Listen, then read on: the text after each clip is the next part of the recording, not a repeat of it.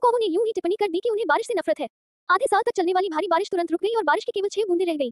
इसके कारण 8 साल और 8 महीने तक सूरज की रोशनी में रहने से जमीन पर मौजूद जानवर झुलस गए हैं और यहाँ तक कि स्टैच्यू ऑफ लिबर्टी ने भी खुद को पंखा करने के लिए पंखा उठा लिया है। जल संपत्ति है और भी अधिक अस्थिर है।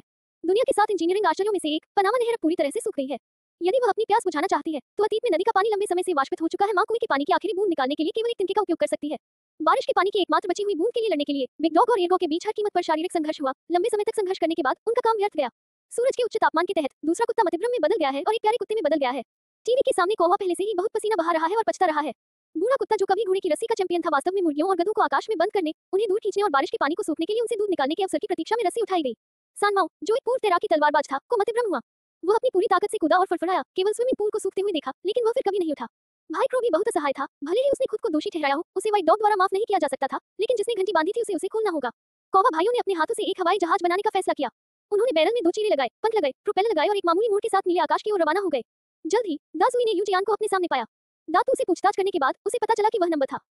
इतने सालों से बारिश नहीं होने का क्या कारण है? हालांकि जियो युक्सियन ने उन दोनों से कहा कि अगर तुम्हारे कौवों की तेज चोंच नहीं होती तो पृथ्वी कैसे सूख जाती। इसके अलावा बारिश होगी या नहीं ये हमारे यूजियान के मूड पर निर्भर करता है। जैसे ही उसने ये कहा, क्रो भाइयों को उसके गुस्से की आदत नहीं थी, इसलिए उन्होंने चुपके से सुपरनेट उठाया और चुपके से लॉन्च किया। आक्रमण करना। नहर को युक्सियन ने खोजा और बिजली से उसे मार गिराया। सौभाग्य से दुर्घटना से बचने के लिए दासुई ने समय पर पीछा किया। 2 आदमी छोटे आदमी का पीछा कर रहे थे, छोटे लड़के को पकड़ने की कोशिश कर रहे थे। उन्होंने उसकी पूंछ पकड़ ली और उसे केबिन में ठूंसने की कोशिश की। हालांकि ये चालाक लड़का वास्तव में पीछे के दरवाजे से फिसल गया। 2 कौवा भाइयों ने दक्षिण से उत्तर पश्चिम रेगिस्तान तक उसका पीछा किया। इस महत्वपूर्ण क्षण में वे दोनों अवाक रह गए। जियो युक्सियन अपनी मां के 8 लोगों के परिवार के साथ आया। बारिश के लिए प्रार्थना करना भूल गया। उनके जीवन के लिए भागना महत्वपूर्ण था।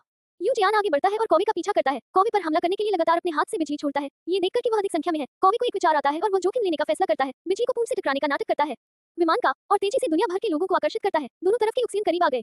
2 बत्तखों के इस तरह इधर-उधर उड़ने के बाद युक्सियन, जिसके पास ब्रेक लगाने का समय नहीं था, एक दूसरे से टकरा गया और विस्फोट हो गया। इतिहास में आकाश में अचानक तूफान आ गया। पृथ्वी ने अपनी जीवन शक्ति वापस पा ली। लोगों ने संगीत बजाया और खुशी मनाई। मेरे दादाजी 2 कटोरे पानी निकालने के लिए नदी से बाहर निकले। 10 साल तक चलने वाला सूखा हल हो गया और स्टैच्यू ऑफ लिबर्टी स्नान करने की तरह पनामा नहर में पानी बढ़ गया और पश्चिमी क्षेत्रों में समृद्धि बहाल हो गई। परिणामस्वरूप ब्रदर्स दुनिया भर के लोगों द्वारा पूजे जाने वाले नायक बन गए।